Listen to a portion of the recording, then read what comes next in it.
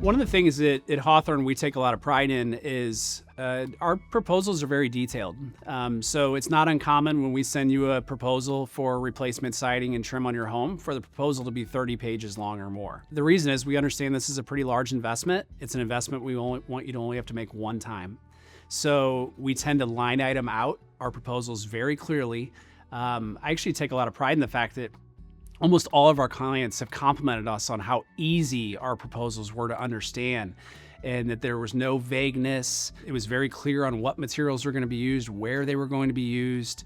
And I was just recently with a client that was comparing our proposal with the competitors, and the competitors a pretty large company, and they do a lot of James Hardie installs as well.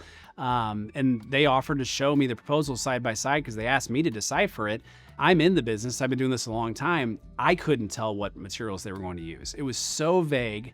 And there was a bit of a price difference, but I couldn't tell what products they were using other than just kind of generic, hey, we're using James Hardie. But it didn't get into the specifics. And so I think you need to be really careful with contractor choice.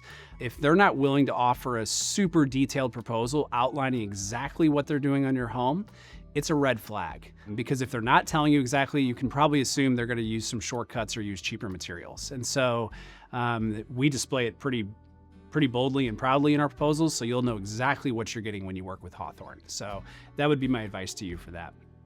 I think sometimes it's natural to see a contractor offer a good, better, best type of solution.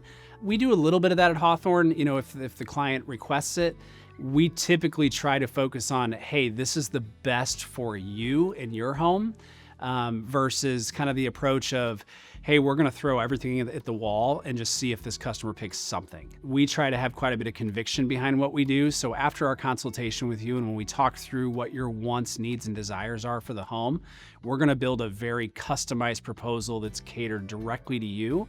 And then we may offer an alternative or two if there's a way to kind of value engineer the project, but still maintain and achieve the performance that you want from it. I think taking a very custom approach to each and every proposal we do is what separates us from our competition.